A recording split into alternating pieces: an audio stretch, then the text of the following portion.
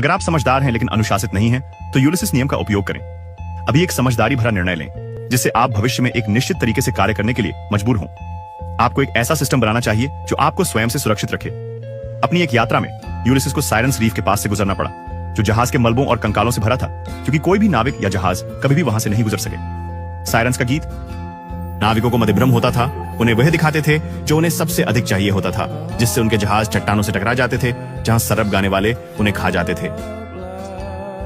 ओलिसेस इतना बुद्धिमान था कि उसे पता था कि वह केवल इच्छा शक्ति पर निर्भर नहीं कर सकता। चट्टान की ओर देखते हुए उसने सोचा, मैं उससे अधिक अनुशासित या इच्छा शक्ति वाला नहीं हूं जो मुझसे पहले असफल हुए।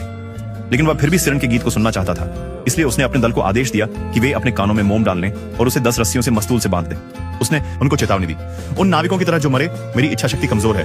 जब मैं साइरन्स की आवाज सुनूंगा तो मैं शायद चिल्लाऊंगा और तुम पर गुस्सा करूंगा, मुक्त करने की भीख मांगूंगा, लेकिन चाहे मैं कुछ भी कहूं, मुझे मत खोलना। जब वे चट्टान के करीब पहुंचे, यूलिसिस ने साइरन्स के गीत की शक्ति को महसूस किया। लेकिन इससे पहले कि हम देखें कि उसकी योजना सफल हुई या असफल, सोचें कि आप अपने जीवन में यूलिसिस नियम का कैसे उपयोग कर सकते हैं। उदाहरण के लिए लेखक विक्टर ह्यूगो, जो धनी थे, एक समाजसेवी थे और भारी शराब पीते थे, लिखने के लिए बैठने में संघर्ष करते थे। जब उन्हें वास्तव में काम करना होता था तो वह यूलिस नियम का उपयोग करते थे। वह खुद को अपने कार्यालय में केवल कागज और कलम के साथ बंद कर लेते और अपने सेवक को उनके कपड़े लेकर 4 घंटे तक न लौटने का निर्देश देते। इस तरह उसने बाहर जाने और अपने दोस्तों के साथ पार्टी करने के प्रलोभन को समाप्त कर दिया। यूलिसिस नियम का उपयोग करने का मतलब है अपने आप को चकमा देने के लिए एक प्रणाली बनाना।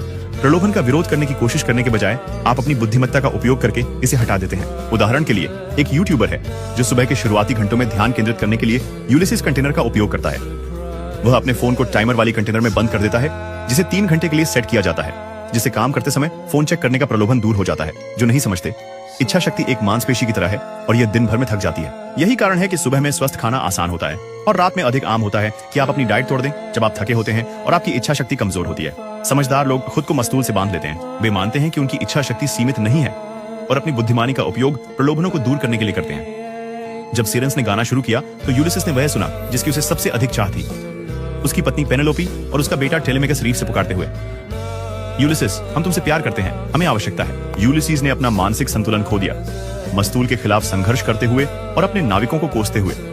लेकिन क्योंकि उसने पहले ही यह स्वीकार कर लिया था कि केवल इच्छा शक्ति ही पर्याप्त नहीं होगी और क्योंकि उसने अपने को मस्तूल से बांधकर प्रलोभन को हटा दिया था, वह सायरन के जाल से बच गया और वापस आ गया अपनी रानी और बेटे के पास। अब इस ग्राफ पर नजर डालें। मेरे जीवन में मोड़ 33 वर्ष की उम्र में आया। सब कुछ सुधरने लगा जब मैंने अपने पर ध्यान केंद्रित करना शुरू किया।